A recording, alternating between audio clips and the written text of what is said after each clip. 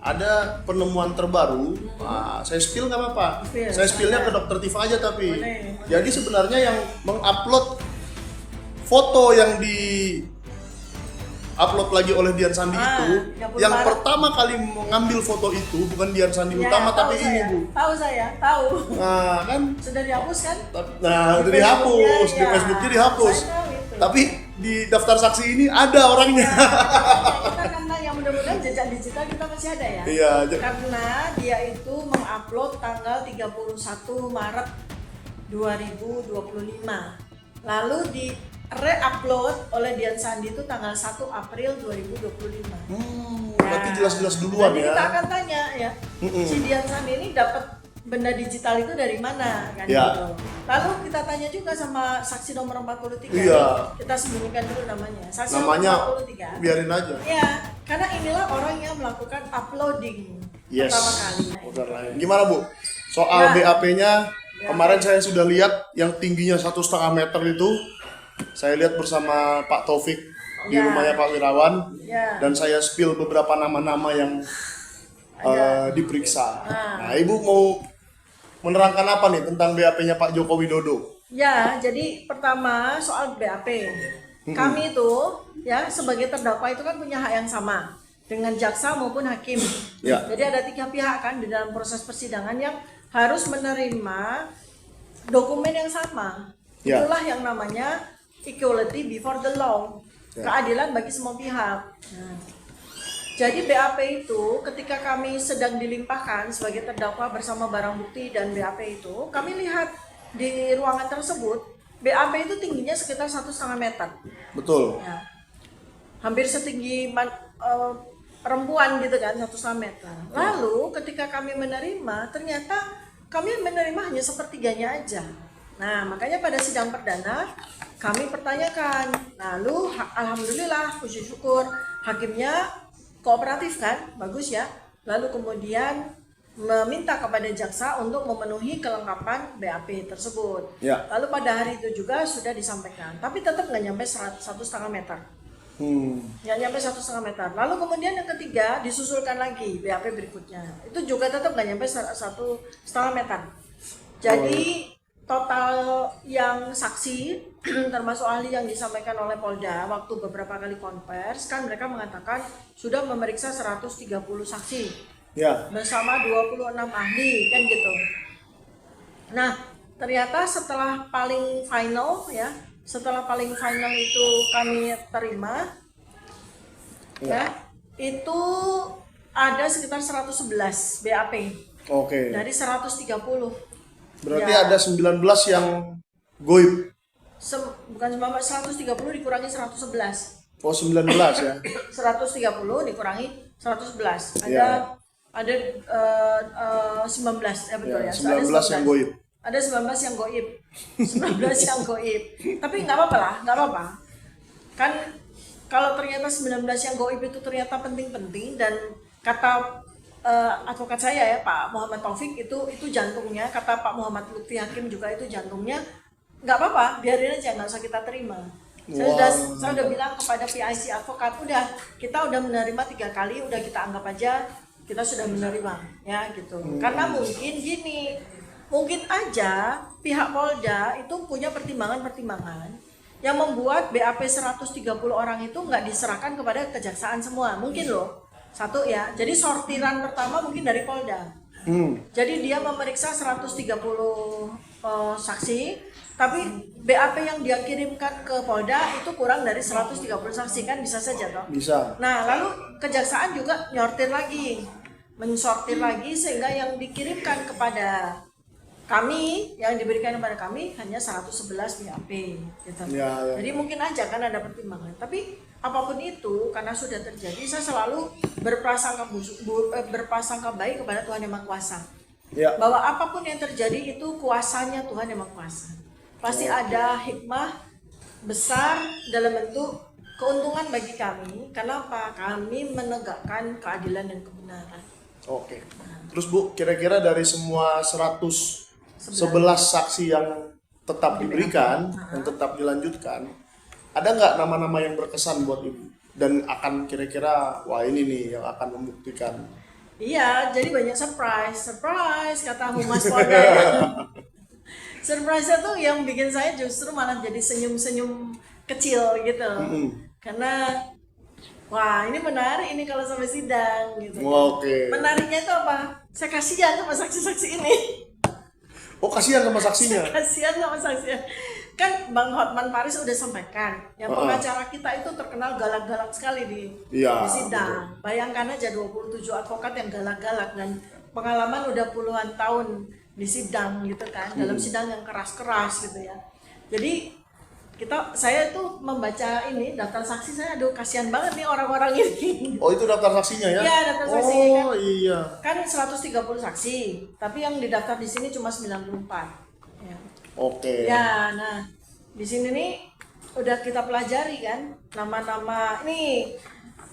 Mike kenal kan sama nama yang nomor 57 sama 58? Iya. Yohana Bergsman Sudarwati sama Richard Wijaya. Oh iya, itulah nama yang kalau menurut saya mengarang sebutan Jack. Ya.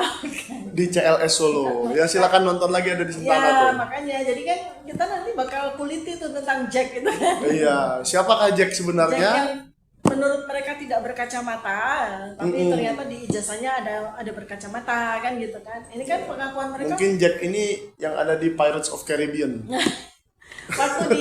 waktu di sidang CLS di Solo ya, mereka dihujani ratusan pertanyaan oleh Pak Muhammad Taufik yang sekarang jadi advokat saya juga. Itu kan mereka malah ketika ditunjukkan fotonya Joko Widodo malah mereka bilang nggak kenal. Nggak kenal. Ini sekarang jadi saksi ya kan. Siap-siap ya Bu berdua ya. Ya, kalau mereka tiba-tiba jadi kenal, berarti yang kemarin kesaksian palsu. Nah, makanya kan itu, di muka persidangan. Ya, jadi semua fakta persidangan itu menjadi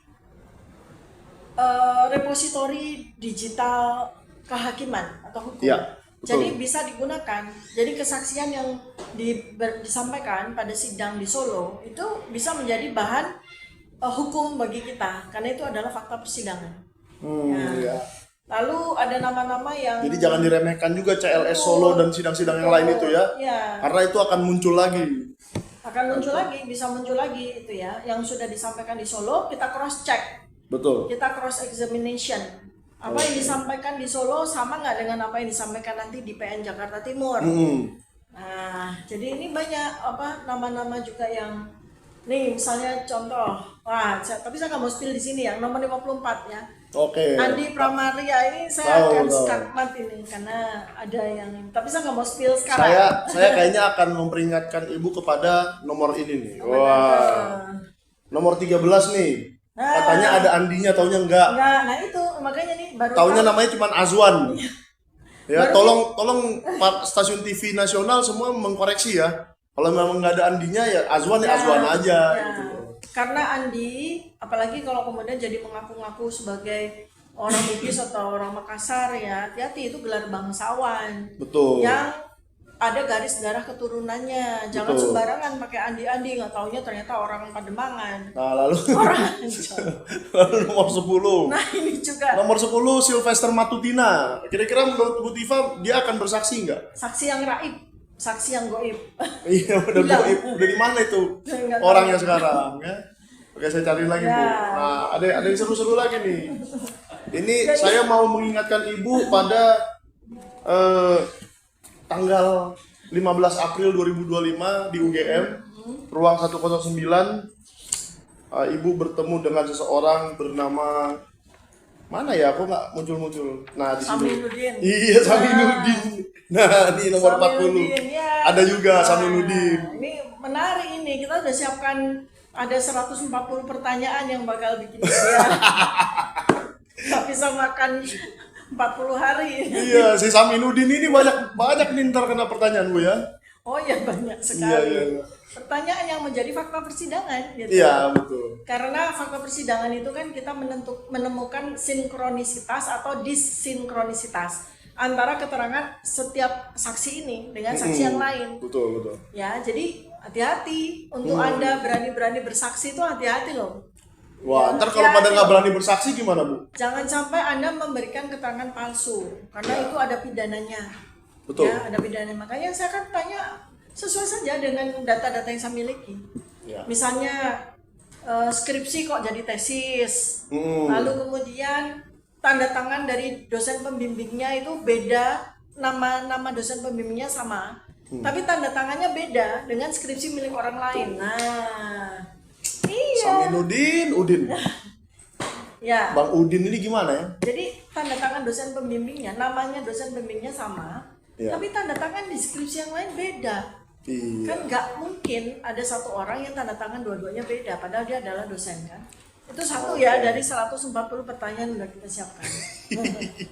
Nah, terus ada Bu, beberapa hari terakhir ini ada penemuan terbaru. Nah, saya spill nggak apa-apa. Spill, Saya spillnya ke silahkan. Dokter Tifa aja tapi. Boleh. Jadi sebenarnya yang mengupload foto yang di upload lagi oleh Dian Sandi itu, 30 yang Maret. pertama kali mengambil foto itu bukan Dian Sandi Ya, utama tahu tapi saya. ini Bu. Tahu saya, tahu. Nah, kan Sudah dihapus kan? nah, Di itu dihapus, Facebooknya, di ya. Facebooknya dihapus. Saya tahu itu. Tapi di daftar saksi ini ada orangnya. Kita karena yang mudah-mudahan jejak digital kita masih ada ya. Iya, Karena dia itu mengupload tanggal 31 Maret 2025. Lalu di re-upload oleh Dian Sandi itu tanggal 1 April 2025. Berarti jelas-jelas duluan Nanti ya. kita akan tanya ya, si Dian Sandi ini dapat benda digital itu dari mana kan Ya. gitu.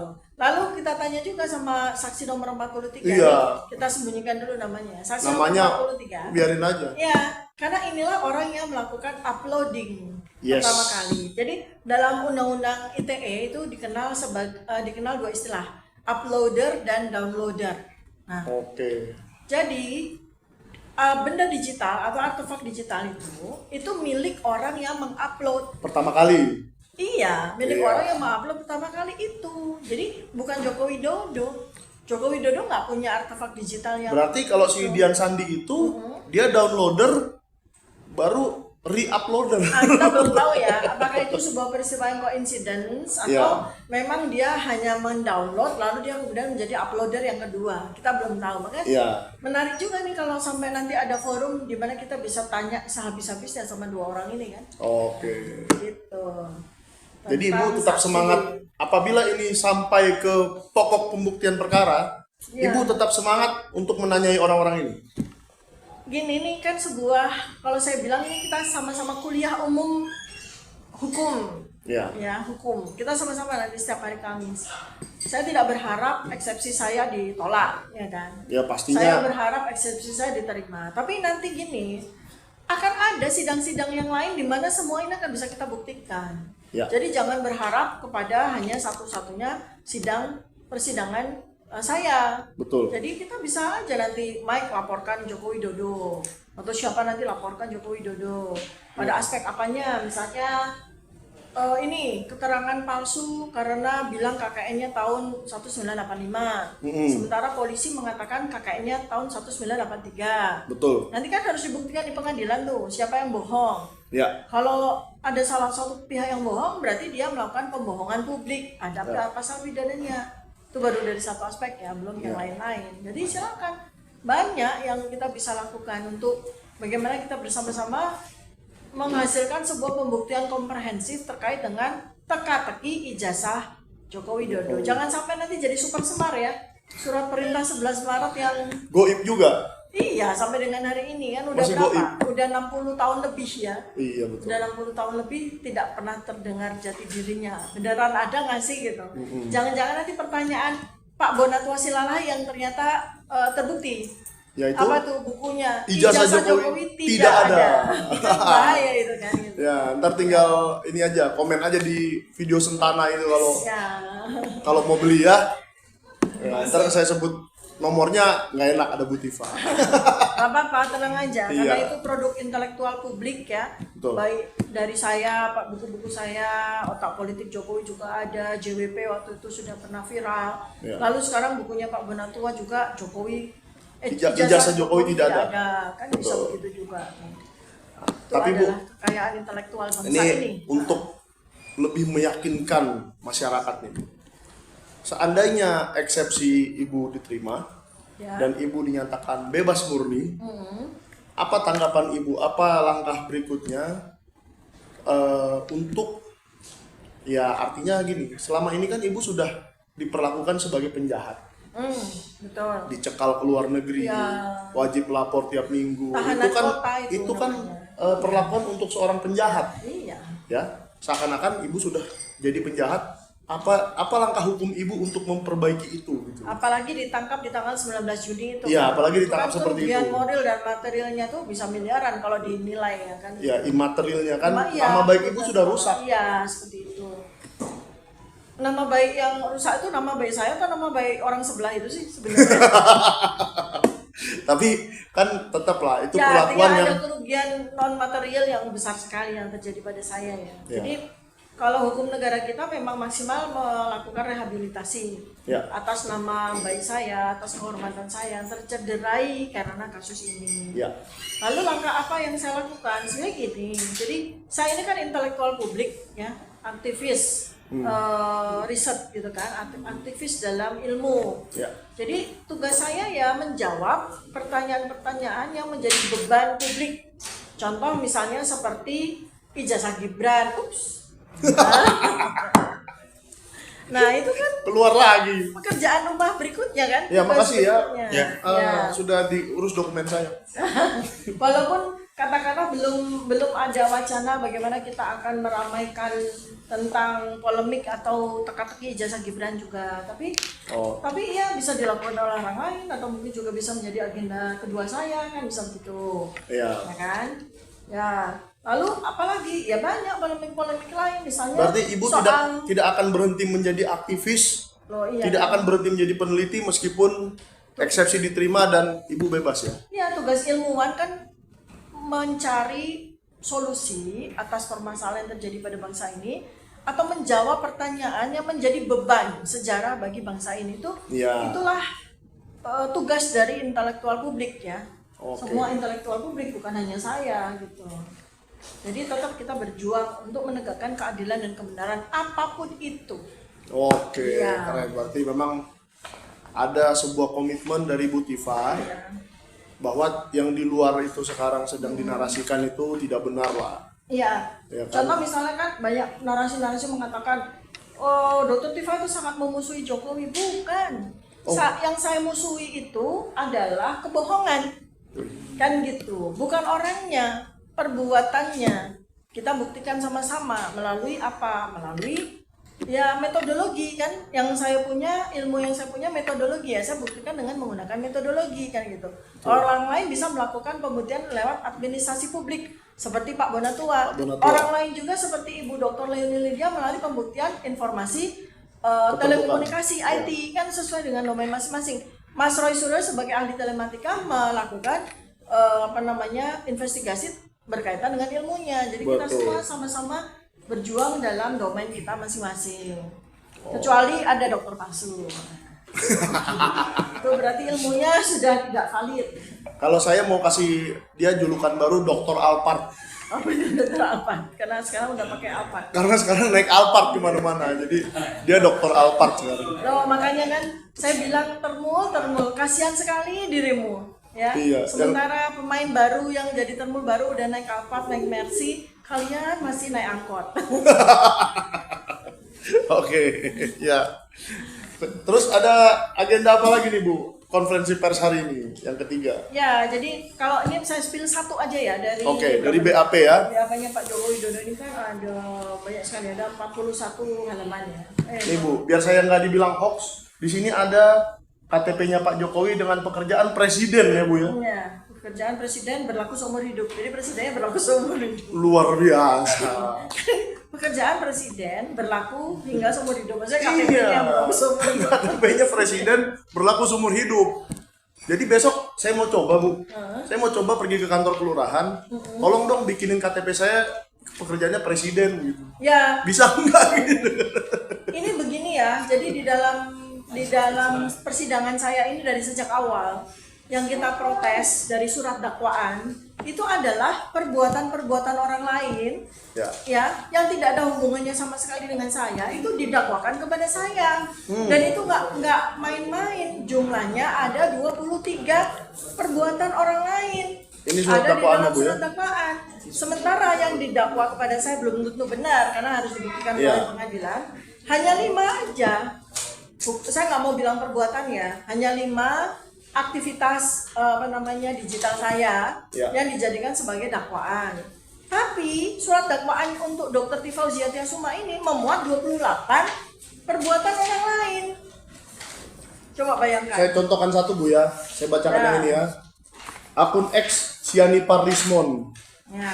Bagian atas adalah potongan dari lembar pengesahan skripsi Jokowi yang saya foto sendiri. Ya. DST. Nah, contoh ya itu ya, 1 dari 23 yang lain. Itu kan bukan perbuatan saya. Iya, Ibu, memangnya Ibu adminnya Loh, makanya. akun Siani Parlismon? Ya, ini kan yang namanya, makanya ini obscure libel namanya.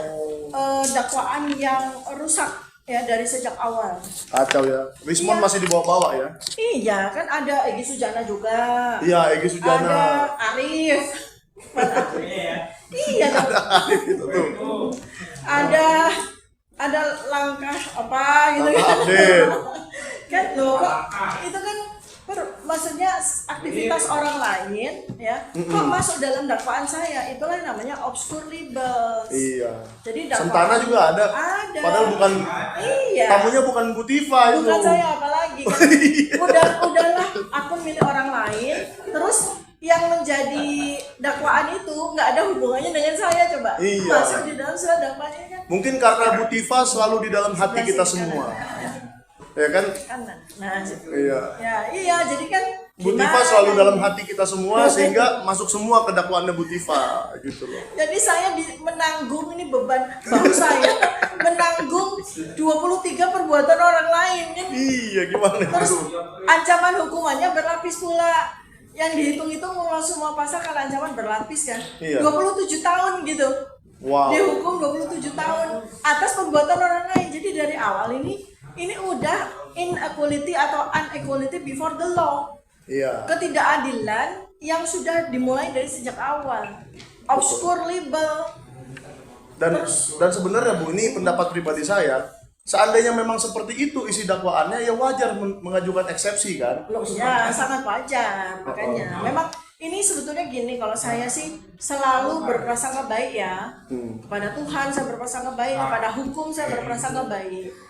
Apalagi ketika di sidang perdana itu hakim sudah menyatakan di depan sidang sebagai fakta persidangan bahwa tidak ada siapapun juga menerima suap, semua berjalan dengan adil, semua berjalan tanpa intervensi. Itu hakim sendiri, hakim ketuanya sendiri Tapi mengatakan. Ibu percaya?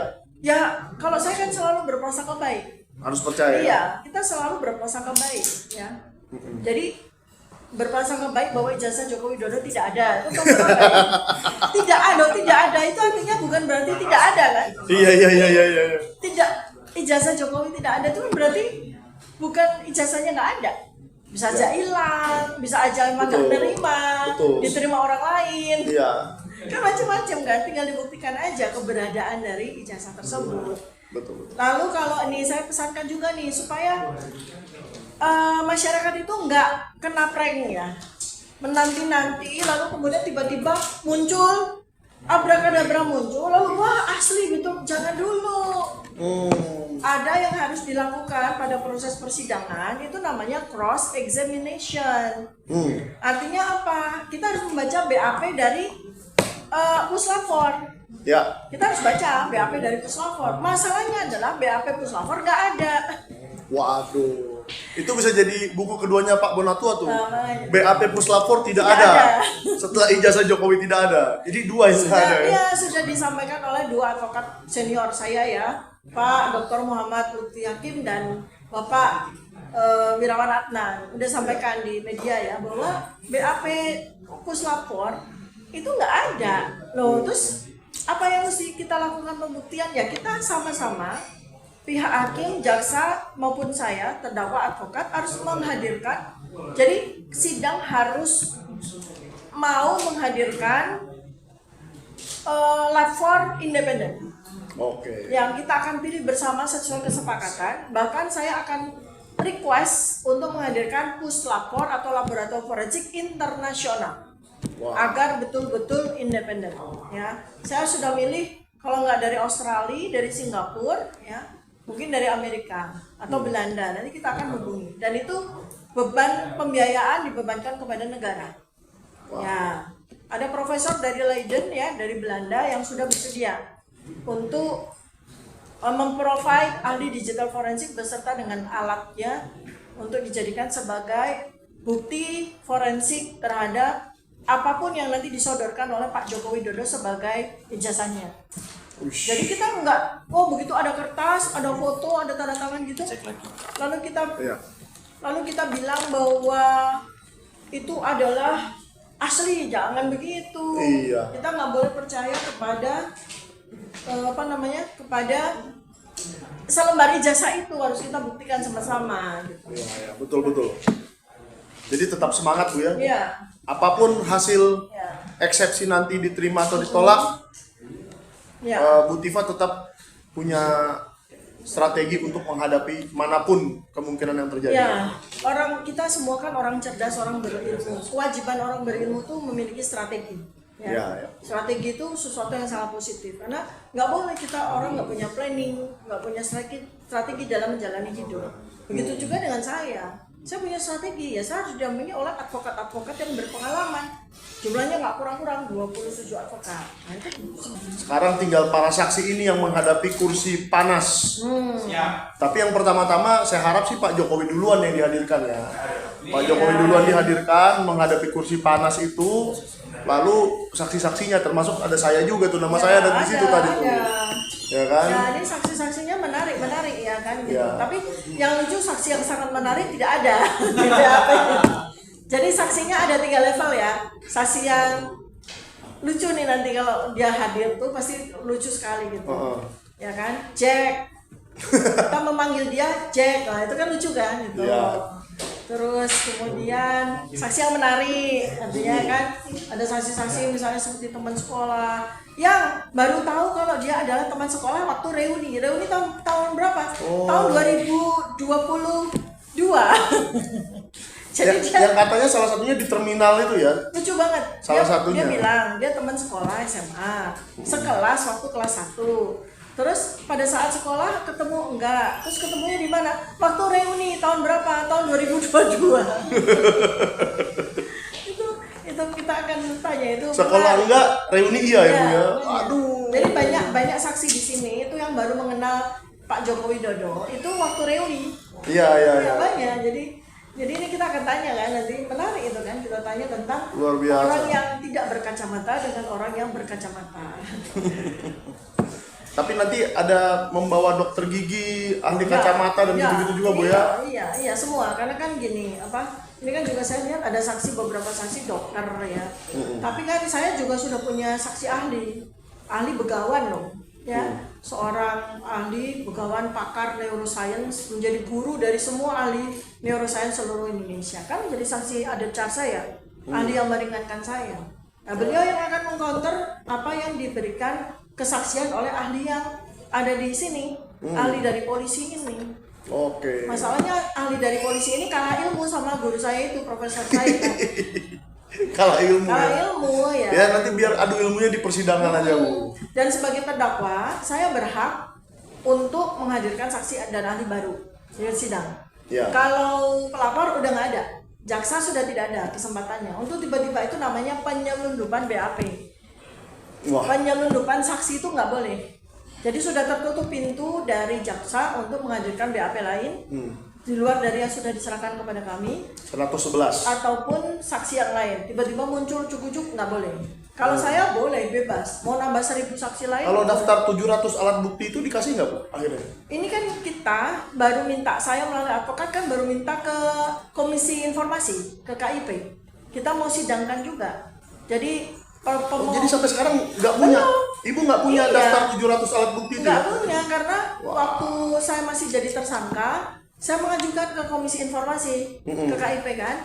Saya adukan Polda Metro Jaya sebagai termohon untuk saya minta daftar 709 dokumen tersebut. Tapi sampai dengan hari ini alasannya dari KI bilang masih sibuk, masih ada sekian puluh sidang lagi dan sebagainya. Kenapa kita kompromi? Waktu Bonatua cepet kok. Makanya. Nah ini berarti kan ada udang di balik bakwan. Makanya begitu giliran Dokter Tifa jadi berbulan-bulan nih. Mulai dari saya sudah mengajukan itu mulai dari bulan April. April, Mei, Juni, Juli nih. Juli. 4 bulan ya. Belum ada itu juga sidang juga kan, saya nunggu sidang. Iya, belum. Ya, saya nunggu sidang. Tolong diviralkan, Mike. Oh iya siap. Dan Besok saya ke KIP deh. Ya, saya Dokter Tifa sudah berbulan-bulan yang lalu mengajukan gugatan kepada Polda Metro Jaya atas daftar 709 dokumen yang dijadikan sebagai barang bukti terkait dengan dugaan ijazah Joko Widodo ini. Iya. Tapi sampai dengan hari ini sudah 3 bulan berlalu, saya Belum belum juga. ada juga undangan untuk sidang. Iya. Ya, tolong ya Pak diviralkan. Oke siap. Ya. Besok kita tanyakan. Ya. Ya. Jadi ada 3 saksi. Ya, saya mau sholat. Oke, Saksi yang kita sudah habis lucu, ini. saksi yang menarik, dan saksi yang sangat menarik. Bagusnya adalah saksi yang sangat menarik ternyata disimpan, tidak akan disampaikan di pengadilan. Yang sangat menarik itu Sangat ya. menarik. Oke guys, sekarang kalian voting dulu. Menurut kalian saya termasuk yang lucu, yang menarik atau yang sangat menarik? Ya. Voting. Di kolom komentar. Voting. Kan ada satu di sini. Ada nama saya di bawah terus di situ ya. Oke, terima kasih semuanya. Terima kasih Bu Dokter Tifa. Sama-sama. Kita tunggu persidangannya hari Kamis besok. Ya. Dan jangan lupa subscribe di channel manapun Anda menonton dan Sentana TV ya. Sentana TV harus di-subscribe itu, oke? Oke, terima kasih. Assalamualaikum Sampai warahmatullahi jumpa. wabarakatuh. Jangan lupa ya, jadi bohir ya, jadi bohirnya Dokter Tifa ya. Ya, bohir. Bohir.